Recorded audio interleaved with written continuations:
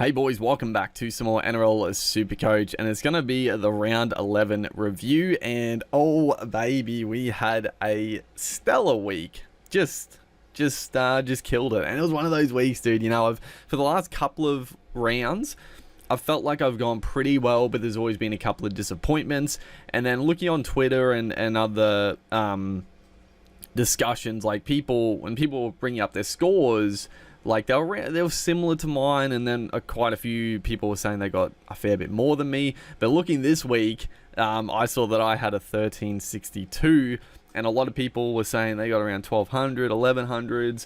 I only saw a couple of people mention they had 1300, so I was like, I'm in for a damn good week, and yeah, 577 for the round. So I mean, some big scores, but yeah,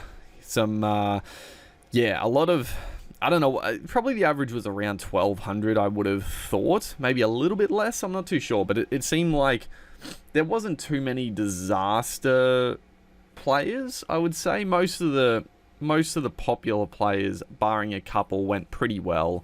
And yeah, that shoots us up the ranks back into, well, jumping up to 2,436 overall. And I know for a fact I'm going to be very close to the top 1,000 with a 1,360 score there. So we're set up well for the bye. Looking good to keep moving, and we'll go through the trades, and there's one beautiful trade to look at. But one of the trades we made, which I didn't actually film, it was a bit of a late decision to do, didn't quite pan out the way I would have wanted, but it still was okay. I still think it was a good trade to make. The other one, it was a big swing in, and honestly, that was a massive swing for our score. So starting out, Harry Grant, 79 points. Love to see it. Great to see. I'm unsure what to do with Harry Grant. I think I'm gonna hold him. And Tanner Boyd coming out with a 37. I think this Tanner Boyd getting a 37 here, I think this gives me a nice excuse now to get rid of him for Robson or Marshall King. I'm torn now between those two, but we'll talk about that later. But yeah, Tanner Boyd, 37.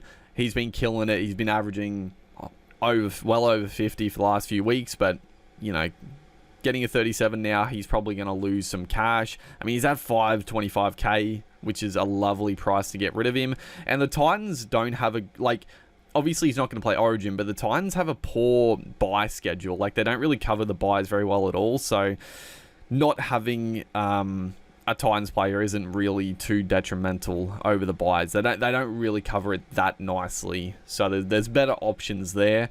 The front row. Oh baby, the front row finally didn't let me down. So Joey Tarpany, 70 points, and Christian Welsh with a 68 banger. I don't know. I mean, I watched the game, and it looked like he went pretty well. I was surprised he got 68 points, though. I might have missed a couple of offloads or something, but you'll love to see a 68-pointer. I am, like, of course, though, fucking DeBellin and Nrl Blake both scored tries. I cannot believe the front row, man. Like, Nrl Blake cannot stop scoring tries, and it's annoying because Nrl Blake's minutes were... I feel like his minutes were fairly down this week, but of course he got the try, so he still scored 80 plus.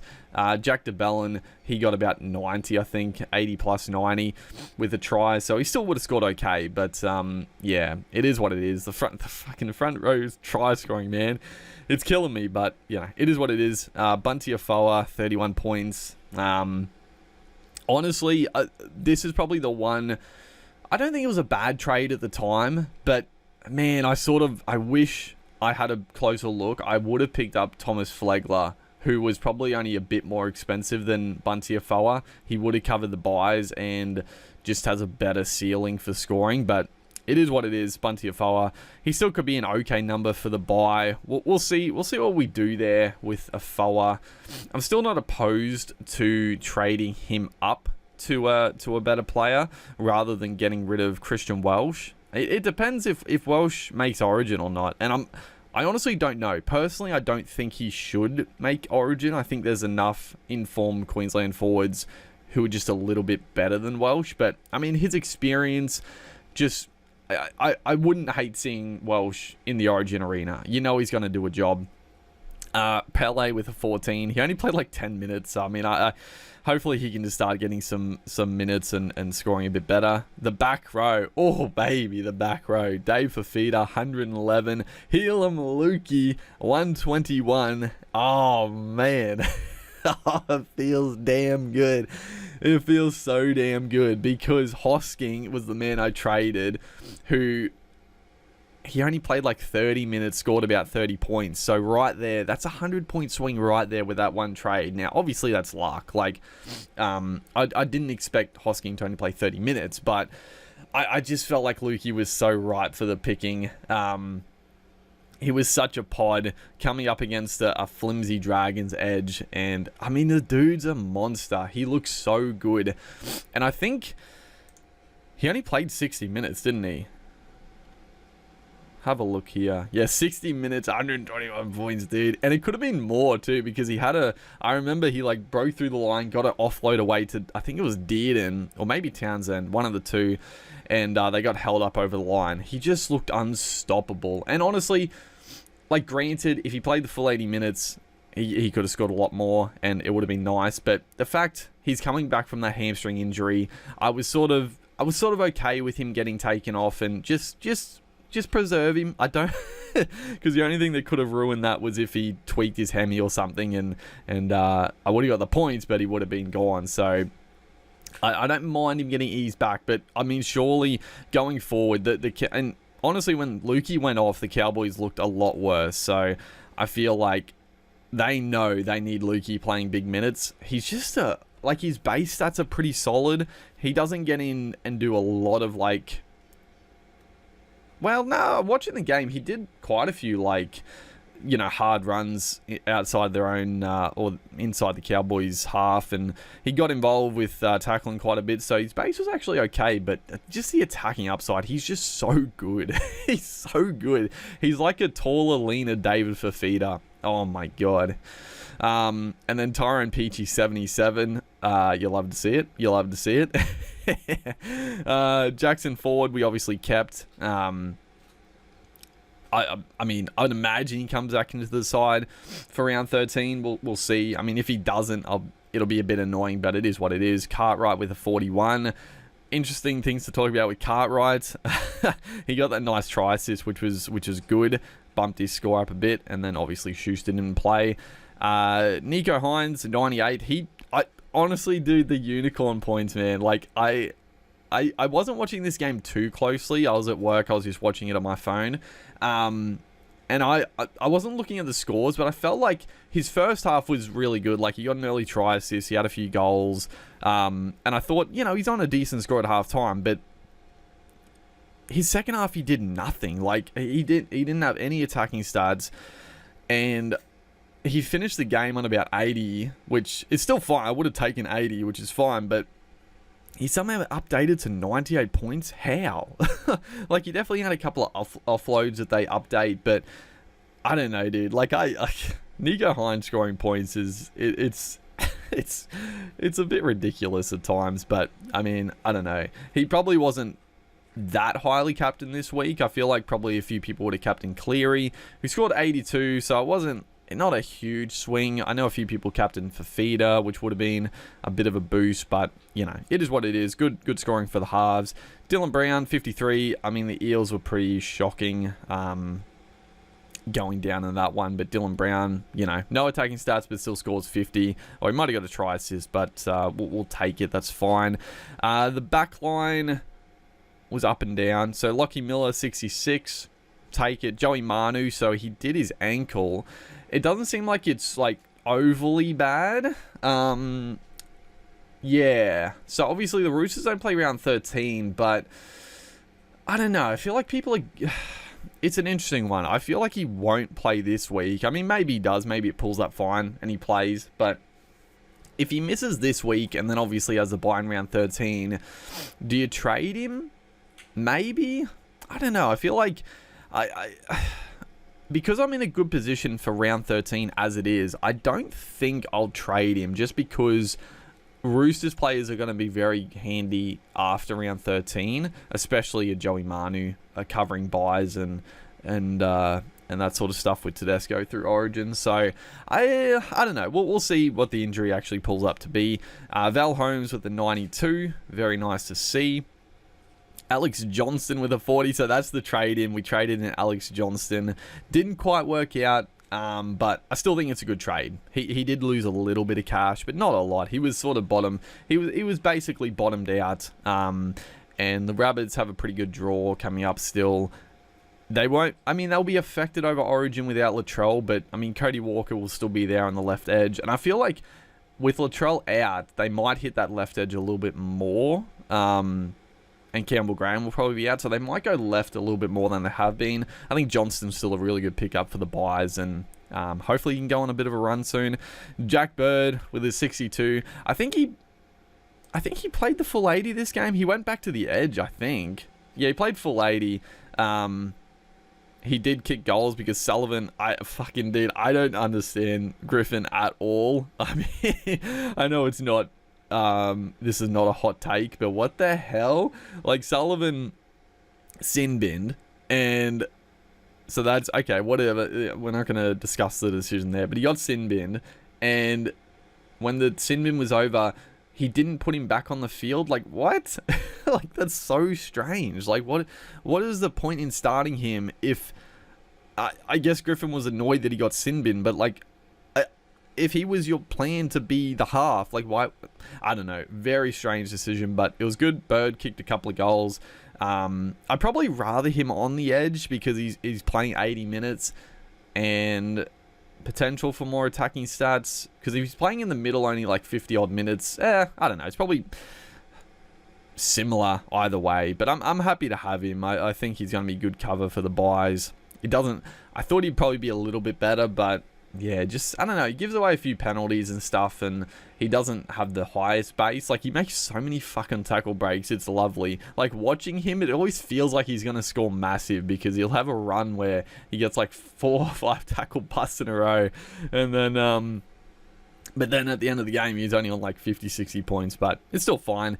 Croker with the 36, it's fine, he's making good cash, be a good number. Taruva with the 65, we will take that. I'm going to talk about Peachy and Truver in a second here. And then the fullbacks, Clint Gutherson with a 57. It's fine. And then Ruben Garrick, 90. So what I did, you might be like, what the hell? We got rid of Reece Walsh. So yes, we swung Garrick. It didn't really matter. We could have done anyone. But Garrick down to fullback and traded out Reece Walsh for Johnston. Now, Walsh still scored about 60 odd, high 60s, which is fine. And you might be thinking, like, why would you trade out Walsh this week and not the week before? Well, the thing is that, I mean, Supercoach, obviously you need to make money on Supercoach and be able to afford players and selling high and buying low, all this sort of good stuff. But it is more about points. So I felt like Reece Walsh, magic round against Manly, he was primed for a big score. And he did. He scored about 100. He still lost like 60k or whatever. But that was fine. I was happy to take the 100 points. And then, I still was going to keep him. But the more I was looking at it, like this week going against the Storm, I was honestly pretty happy to play him if I kept him. Because the Storm's defense hasn't been great. And I thought he could score another decent one. But then next week against Penrith, I probably wouldn't have played him. Because Penrith, regardless if the Broncos win or not, and now with Reynolds probably being out, but regardless if they win or not, they're not going to score a bunch of points. They're going to put 30 on the Panthers. So you wouldn't expect a big score, but that's fine. But then, in the bye, so yeah, if he doesn't make Origin, which he could be 18th man. I'm pretty confident he's not going to be the fullback, but he could be 18th man potentially. But even if he doesn't, he is a good number. But I know people have been pissing and moaning about the Broncos' good draw to start the year, even though at this before the season started, they were ranked one of the hardest draws in the comp. So fucking people are they're very salty all the time. But they got fucking dicked over in the Origin period, man. The first bye, or the first Origin affected game, round 13, they take on the New Zealand Warriors in New Zealand. The Warriors are going to be full strength against a half-strength Broncos team. It's like, man. So playing Reece Walsh without their two best forwards and potentially a couple of others, like, he could still go well, but I mean, the Warriors have been very good to start the year, and I just wouldn't be that confident in playing him. So the more I was looking at it, I'm like, yeah, he would be a good number for round 13, but is he really going to score that well against the Warriors without their players? So yeah, we got rid of him for Johnston, who is going to cover the buys as well, and potentially has better upside anyway. So we'll see if it pans out. You know, Reece Walsh could outscore Johnston in the next couple of weeks, and we could have made a bad decision. But that's Supercoach. You gotta take punts on that. But let's talk Taruva and Peachy. So thankfully they both scored well. Taruva finally fucking scored a try. Good God. He finally scored a try and a line break, not just a try off a kick. But oh man, watching that game was one of the most frustrating games I've ever witnessed, because Luai and fucking Scott Sorensen. Now Sorensen obviously killed it, like 170 odd points, just on fire. But oh my God, Peachy and Taruva honestly could have scored tons as well if Luai just didn't pass it to Sorensen literally every time. I was watching that game, man, losing it, because he just kept passing it to Sorensen, and Sorensen didn't even look like passing it. There was a time when Sorensen got into the clear and he just didn't pass it. Thankfully, he eventually got an offload away, and I think it was Peachy scored one of the tries there, but he didn't even look like passing it to the outside. And Luai just, I feel like Luai just thinks it's kick out there and just gives it to him at every chance he got. And then, thank God, in the last few minutes, Peachy got on the outside of the wonder boy Suoli'i. On a side note, Suoli'i, my God, how overrated is Suoli'i? I mean, honestly, if he was playing wing still, I think he would be a very good winger. But in the centres, he is just not good. Like, I don't understand what Robinson is doing there. But Tyrone Peachy fucking burned Suoli'i on the outside, passed it off to Taruva. That made my night right there. But yeah, they were carving them up on the left. I was just like, please, Luai, can you not turn Sorensen underneath for once? But no, he never did. I feel like Luai never passed to Peachy. He passed to fucking Sorensen every single time. Now, honestly, people are going to think about bringing Sorensen in. Like, I'm not going to, because he doesn't cover round 13 anyway. But, like, if he kept the spot, honestly, Sorensen is a genuine gun. And the fact Luai just passes it to him, like, I don't know how, he must have carried it like at least 25 times in that game, which is fucking unheard of as a back rower. That is insanity. But that's enough of that. I'm going off on a tangent. Taruva and Peachy, they still scored well, which made me very happy. And then so we'll talk about Hosking for a second here. So obviously massive swing going Luki to Hosking, or opposite way, Luki from Hosking. But I didn't really know what happened, but apparently Hosking, he did have a HIA, and they just rested him, I guess, for the rest of the game, which, I mean, as a Hosking owner, it would have been very annoying, because Salmon played big minutes. Martin, I think, played in the middle. He didn't actually go to an edge, so Sorensen played 80, and then, Salmon and Hosking sort of shared the minutes with Hosking going off. So it's the other reason why I was sort of happy to get rid of Hosking, because it feels like they're happy to play Sorensen the big minutes, the 80 minutes, and then Hosking, there's been a couple of times now where he's got subbed off for Salmon. So honestly, I was happy to get rid of Hosking, and Luki just repaid the faith right there. It was beautiful to see. So yeah, we're we're approaching the first bye. So we got round 12 coming up. So what am I looking at? I guess also we'll talk about Cartwright.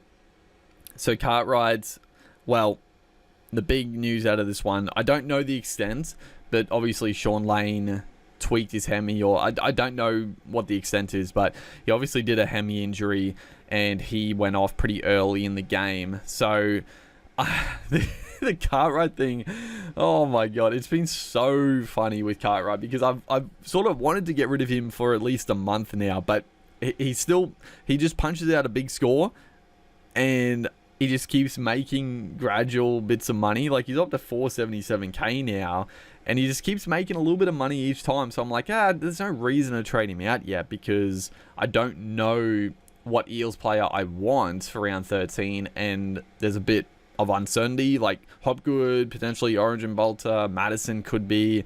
Like, I just don't know who to trade to, and Cartwright's just always been there. Sometimes he gets a start, sometimes not.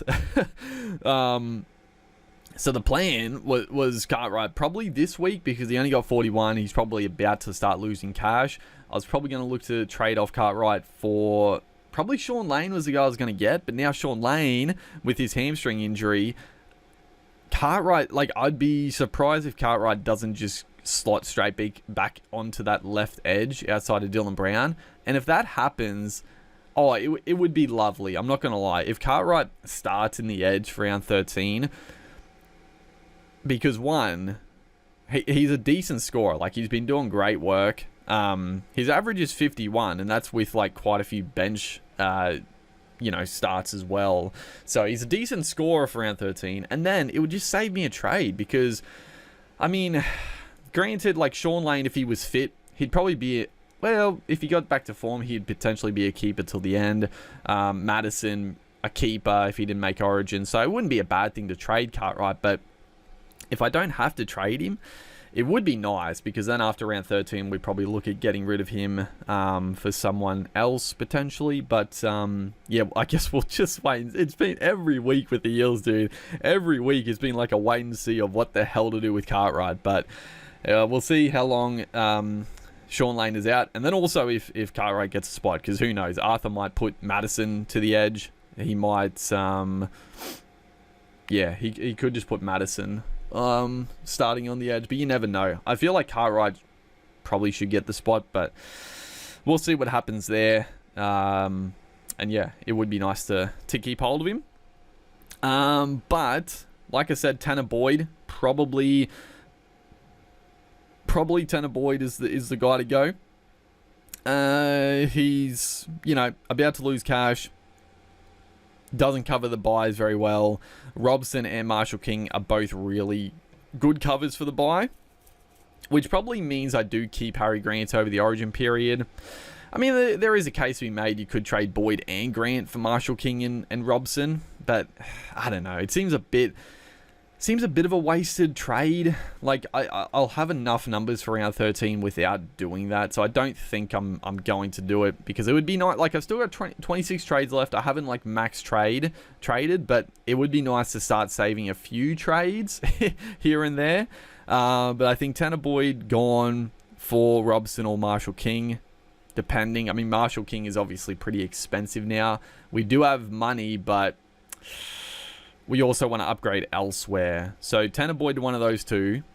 We need to bring in next week. I think I'm just going to forego DeBallin and Horsburgh. I just don't see myself. I don't need to trade Welsh to one of those two now. It's going to be next week. I'm going to bring in Tohu Harris, and either Welsh, if he makes Origin, we'll just trade Welsh to Tohu Harris. If not, then if we can afford it, we'll go Bunty Afoa up to Tohu Harris. The backline, Valentine Holmes, he's probably the guy I'm going to trade out. Or depending on the injury to Manu could be the guy to go. Now, there's a couple of options. Billy Smith is definitely an option. He doesn't cover round 13, but like I said, with Roosters players, they're going to be good after round 13. So I don't mind going. I probably am going to go Billy Smith this week. And then obviously next week you have this week and next week we can see if Valence Tavare keeps the spot, because he would be a beautiful downgrade option for round 13 as well to make some cash. So we'll make cash with either going Manu or Holmes to Billy Smith, and then if Valence Tavare is still named next week, then he'll make his cash as well. And then the rest of the team, like, I think it's pretty locked in, if I'm being honest. So if we look, who have the Cowboys got? The Cowboys, so they got the Tigers. I mean, the Tigers, like, they I don't, like, I feel like I don't trade Holmes this week because of that. But the Tigers haven't been conceding that many Supercoach points. Against the Rabbitohs, they were pretty good defensively. Yeah, I don't really see the Cowboys putting a big score on the Tigers. Like, the Tigers have a really good forward pack. Like, they definitely have some issues in the team, but their forward pack is really good. Young Buller is looking really solid at the back, coming up with some pretty big plays. So, you know, the Tigers aren't a walkover side. So trading Holmes a week early to Billy Smith, don't hate it, but depending on Joey Manu, we might just go Joey Manu to Billy Smith. But we'll see about that. I'm unsure. Let's actually have a look. Billy Smith, he was 280k coming into this week. He will have got a price rise. He got another 80 points, so he's probably I'm saying he's probably like 320, I reckon. So there's Valence Tavare. He's in 14% of teams, so people are going to be a bit screwed if he doesn't get named again, but we'll see what happens there. So where is... Are there any other... I mean, I guess... So, Ben Trebojevic, I think he looks pretty good. I honestly don't understand why Ben Trebojevic is not getting a shot in the second row. Kelma Tuolangi, like... He has a couple of moments in games where he looks like a really talented player and he comes up with some good moments, but consistently just not very good. He wasn't good at the Tigers. He has terrible work rate, and now at Manly, no good. I honestly would not be shocked to see Ben Trebojevic get a start over Kelma Tuolangi pretty soon. So he could be a sneaky, cheapy pickup soon. Dual centre wing second row forward would be lovely.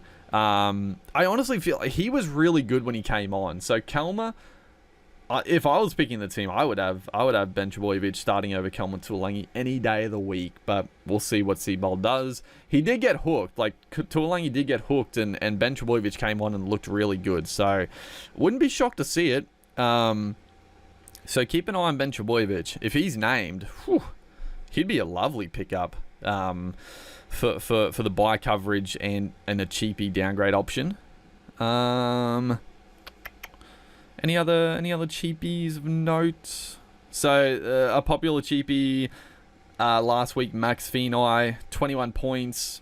You know, he wasn't going to score like 70 points every week, so it is what it is for a Dragons center.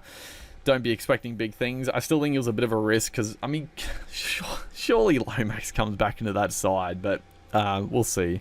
Hopefully for people that picked him up, he makes a bit of cash and plays round 13. But, I mean, Lomax can't be far away. I wouldn't be shocked to see him named this week. I think he had a pretty good game in New South Wales Cup.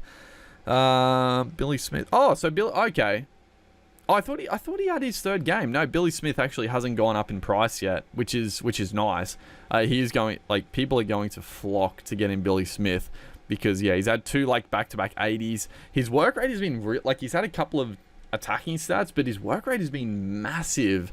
So, yeah, and if he stays fit, like, he is 100% going to stay in that team. Well, I mean, I'm just thinking about it now. Well, there's plenty of things, right? So, Sam Walker... most people are like, surely Sam Walker comes back into the side, right? But now Sam Walker has done a knee injury, so he's out for like 3 weeks. So that probably keeps him safe. But if Walker, let's say Walker wasn't injured, if he comes back to halfback, Manu goes back to center, do they drop Billy Smith?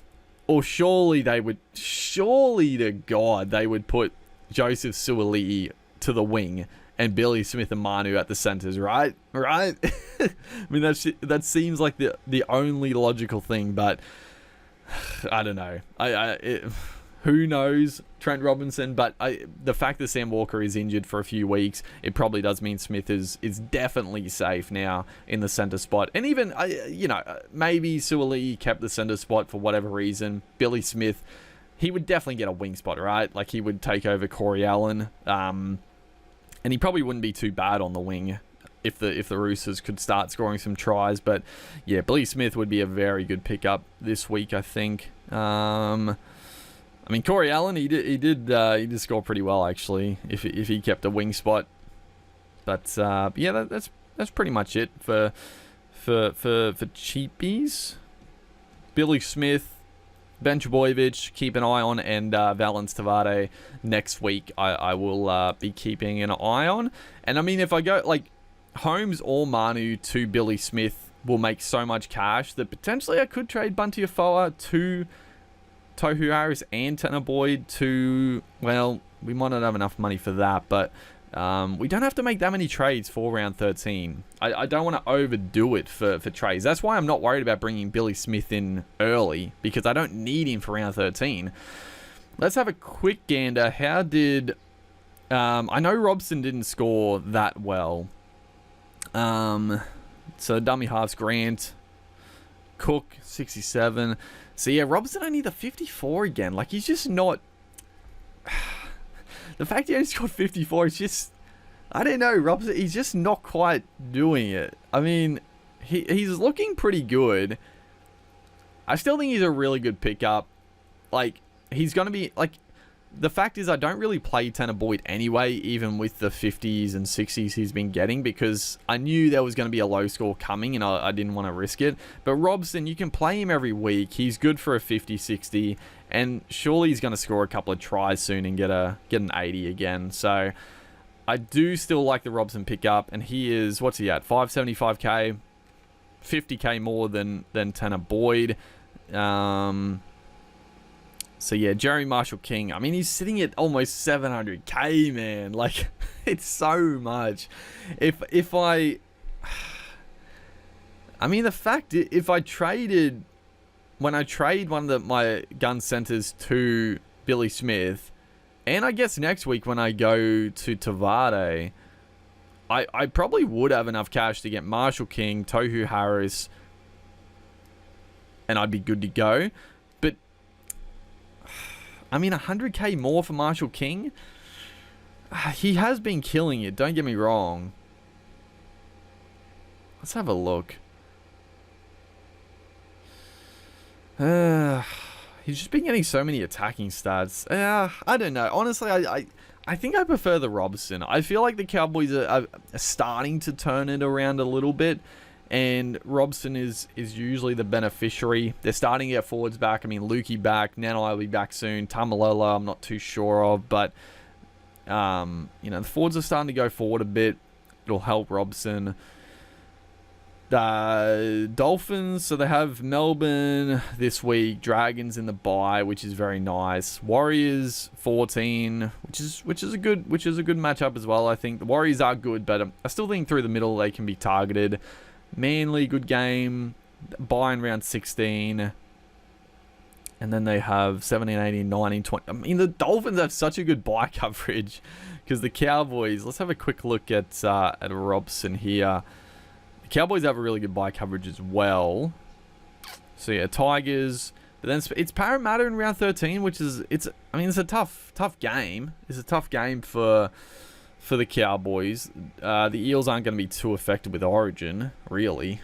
Then Melbourne in round 14, bye in round 15. Then Penrith, Rabbitohs, Tigers. Then on it. You know what? Looking at this, I actually think Marshall King is far better for the coverage, because they don't play round 19 either, which isn't necessarily the worst thing in the world, but yeah, they have a tough draw as well through this time, which could be good or bad depending who gets rested or what. But yeah, I don't know, depending. I don't know. We'll have to decide, because I probably do think I'll look at Boyd's break even. It's probably pretty high this week though, so I probably do have to get rid of Boyd this week, which is a bit annoying because Marshall King, I feel like he's going to lose some cash soon. But yeah, bit of a tough one. But I think the plan going forward is pretty nice. Honestly, I think we're set up really well, because we'll have a quick look. We'll look at the numbers quickly again. But we are stacked for round 13 as it stands. So 1, 2, 3, 4, 5, 6, 7, 8. 9, 10, 11. You know what? I won't even count Schuster. So 11, 12, 13. I mean, we got 13 now without counting Schuster. We're going to bring in one dummy half. So there's 14. And then who else? Potentially Tavade. Who'll cover, so 15. Well, I reckon I'm going to aim for 15. And that'll be 15 pretty good ones too. The only poor, like Bunty Afoa, won't score great, but he's probably going to trade up to Tohu. Actually, yeah, well, depends. We either trade Bunty to Tohu, so we'll have the same numbers, or we trade Welsh to Tohu, which gives us an extra number. So, yeah, we'll decide that. But it's looking pretty good. I mean, injuries can happen and ruin our day, but it's looking pretty good. And also, I mean, keep an eye on Ben Trbojevic. He would be a good pickup as well. Obviously, Manly and Eels have the bye in round 14, so you got to be a little careful. But I only have... How many Eels? I got one, two... I've only got two... No, I got 3 Eels. 3 Eels, and I've got 2 Manly players at the moment. Who's the other team? Round 14 by?